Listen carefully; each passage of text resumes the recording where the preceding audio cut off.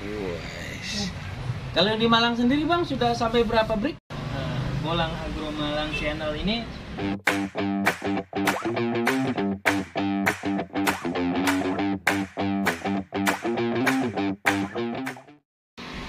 belah nangka C33 kucing tidur. Kucing tidur. Ternyata Bukan cuma duren yang bisa tidur. nangka juga ada kucing tidurnya nih.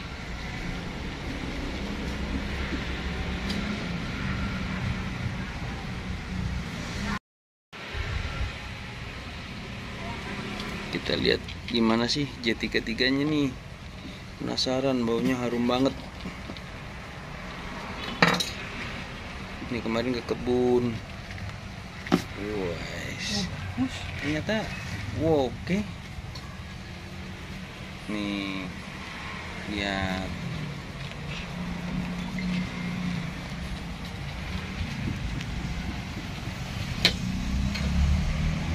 Bagus. Oh, keren kan? Ini yang versi kucing tidur, Bang ya? Versi mini. Mini tapi ketebalan dagingnya malah bagus. Nah, ini kita coba mau lihat debalnya nangka ini. Yuk dicoba. Iya. Gimana sih? C33 ini ciri khasnya memang getahnya agak banyak. Getahnya banyak, Bang ya? Iya. Oh, ternyata J33 itu getahnya banyak. Ya cukup menantang berarti Bang ya? Iya. Bersih-bersihnya. Tapi sebanding sama rasa. Sebanding sama rasanya. Kita coba gimana sih J33. Ini kucing tidur ya. J33 kucing tidur nih. Ini kemarin ditimbang cuma 8 kilo. 8 kilo. Kalau manisnya bisa dibilang nggak pernah gagal. Selalu manis. Manis cuma ada 2 manis dan sangat manis. Nah, ternyata memang apa yang dikatakan nangka madu itu seperti itu, Bang. Iya. Nggak pernah gagal manis itu ya. Nangka madu itu sebutan untuk nangka yang manisnya di atas rata-rata. Tapi namanya lidah tentu tidak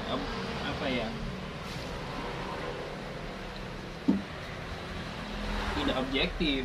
Nah, tapi khusus untuk nangka ini memang pernah diukur kemanisannya.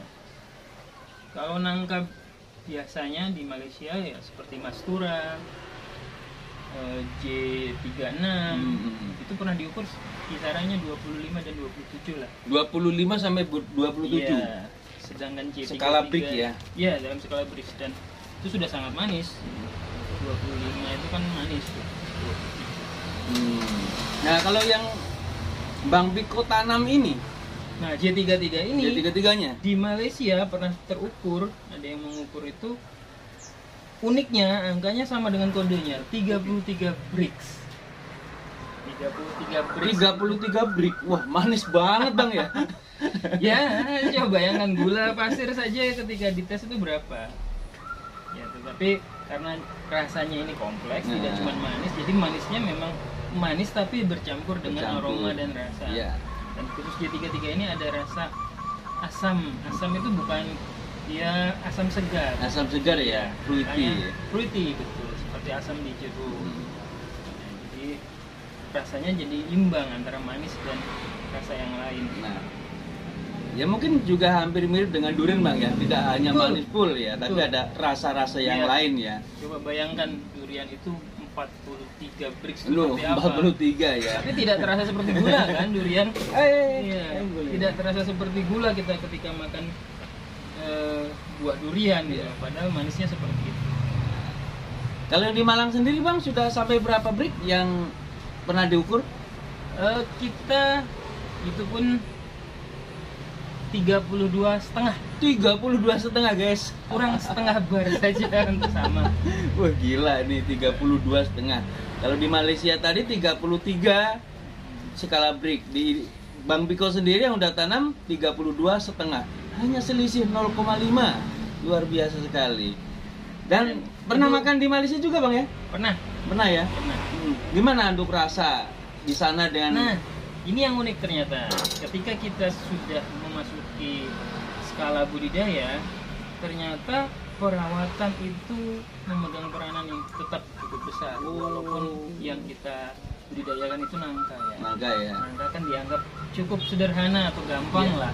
Bahasa mudahnya gampang ditanam. Tanpa perawatan pun Betul. oke itu ya. Ternyata di Malaysia itu menemukan nangka J33 yang layak disebut nangka madu tidak semudah itu ternyata. Oh gitu ya? Iya. Oh. Jadi misalnya dalam satu stok supermarket itu ada satu rak itu Iya. biasanya dalam nangka di Malaysia selalu di-pack ya. Ya. Nah, di rak itu sudah di-pack dalam bentuk plastik maupun styrofoam. Kemudian satu deretan itu bisa sampai 5 perusahaan atau 5 merek. Iya. Itu 5 itu kalau 2 manis seperti standarnya itu sudah cukup bagus. Oh gitu ya. Iya.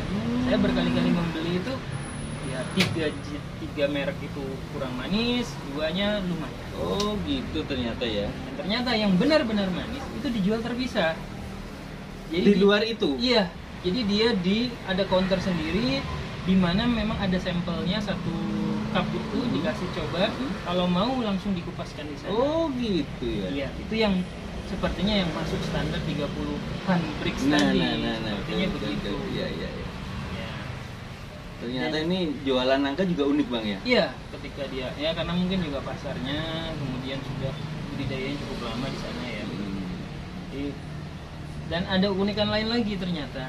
J33 ini sekilas memang ketebalan itu bukan ciri utamanya ya. Iya. Tapi ternyata dengan kondisi tertentu bisa sangat tebal dia. Nah ini gimana bang? Eh, Bisa tebalnya gimana? Saya juga belum ketemu ini karena saya sendiri pernah mengalami itu tebal sekali, tetapi ada tetapinya. Ketika ketebalannya itu sudah sangat tebal, teksturnya menjadi renyah saja. Kekenyalannya kemudian agak hilang dan lucunya manisnya turun. Manisnya turun. Manisnya turun. Jadi dia itu bisa sangat tebal. Saya sudah beberapa kali. Biasanya mungkin ketuaan ya. Iya. Kalau saya amati ini masih terbatas pengamatannya.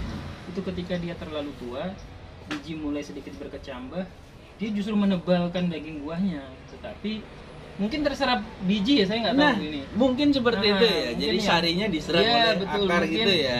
Peneliti yang bisa Iya. menjawabnya lebih baik, tetapi saya rasa mungkin kadar gula itu turun karena itu prosesnya Iya. sudah melewati masa puncaknya Betul. kemudian dia turun. Iya. Iya, seperti itu. Jadi yang pas itu sebenarnya ya ketebalannya sedang, manisnya itu sangat kuat. Itu ciri yang menurut saya J33 yang pas itu seperti itu. Dan tidak kehilangan rasa asamnya. Nah, ciri khas dari ini adalah asam bang ya Iya, tadi ya. ada asam segar. Asam Jadi kita segar. makan banyak itu nggak bosan. Oke. Tapi itu berlaku untuk ketika fresh atau pas kondisi terbaik atau pas sudah mungkin beberapa hari asam itu akan hilang bang. Nah itu lucunya, kalau kita kupasnya misalnya dalam kondisi prima, dia dimasukkan kulkas, asamnya tetap akan ada. Asamnya tetap. Iya, teksturnya pun terjaga. Gitu. Jadi dia layunya itu justru dalam kondisi utuh. Oke. Jadi kalau misalnya sudah lewat dalam waktu terbaiknya, misalnya lewat 3 hari dari waktu terbaiknya, dia mulai akan sedikit lembek, manisnya naik, asamnya turun. Oh begitu.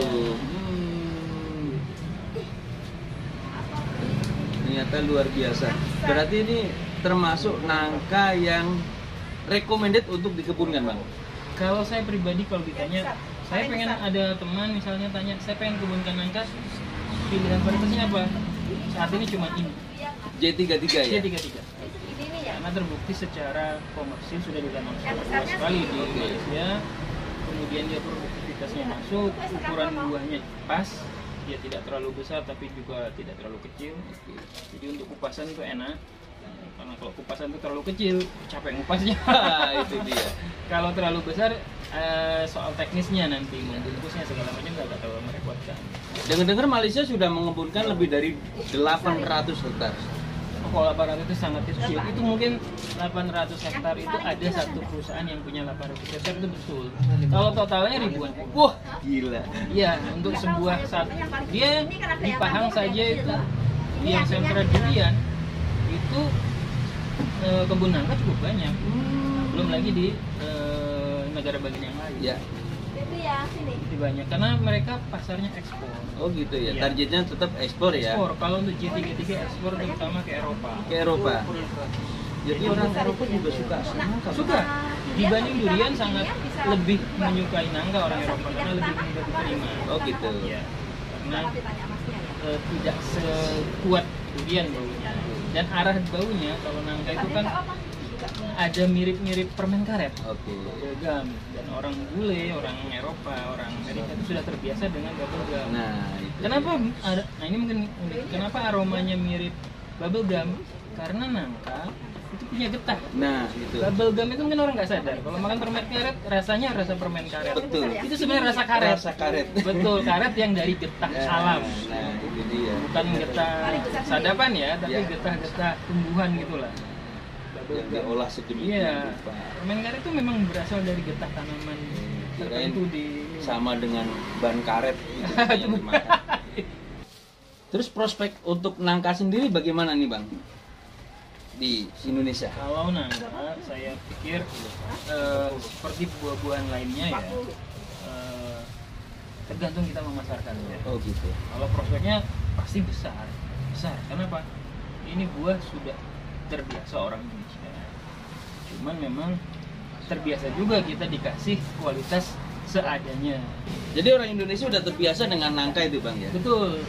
Baik utuh maupun olahan gitu Iya, ya? untuk keripik nangka sangat besar industrinya di kita. Iya.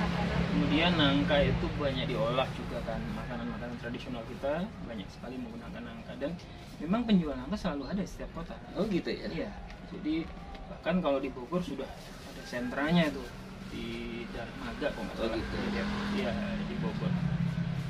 Ya, kayaknya ketika kita jalan-jalan ke berbagai kota ya, kita pasti menemukan pedagang nangka di pinggir jalan gitu ya. Betul. Itu sudah membudaya dan saya pikir itu memang pemasaran modelnya seperti itu Bang yang dilakukan masyarakat. Iya, karena nangka itu belum ada varietas tunggal gitu, bukan varietas komersil. Komersil ya. Iya. Persis mungkin malah hampir tidak ada buah kita yang punya varietas tertentu kecuali mangga. Mungkin hanya mangga, melon, pisang yang jelas varietasnya. Kita menyebut mangga gadung atau harum manis ya. Mana lagi? Itu sudah jelas gitu. Kalau kita datang ke toko buah, jelas ada mangganya, mereknya jelas berdasarkan gitu ya. Bisa-bisakan berdasarkan varietas atau jenisnya. Iya. Besok minggu depan kita cari lagi, ketemu lagi barang yang sama. Karena memang ditanamnya pun jenisnya memang sudah jelas. Ya. Nah, pepaya juga sudah, pepaya Thailand, pepaya California itu sudah. Jadi Melon klasifikasi juga. per varietas Betul. sudah ada Bu ya. Ya. Pak, ya?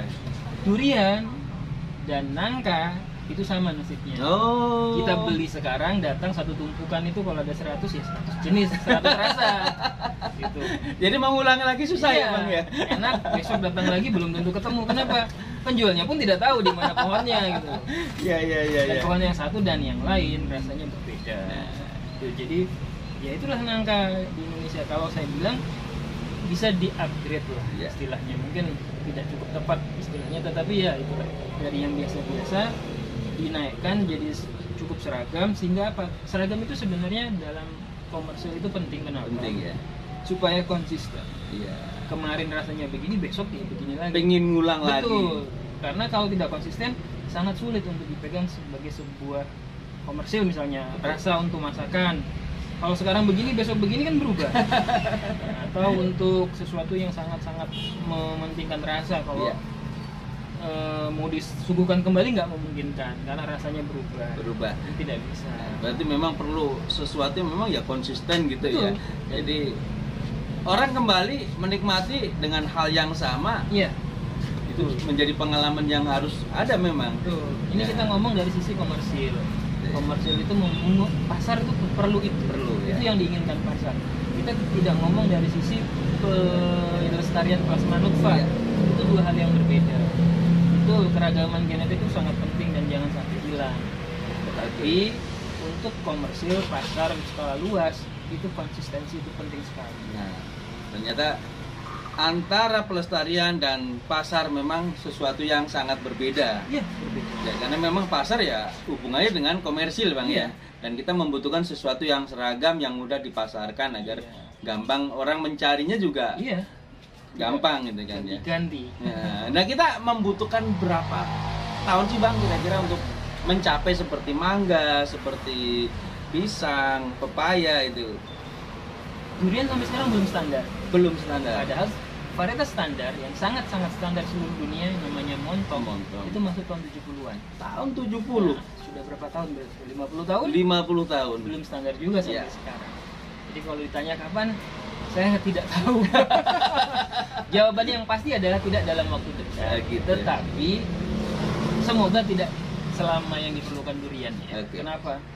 Teknologi informasi, terus semangat berkebun orang Indonesia sepertinya sudah ke arah yang benar Nah, akhir ini.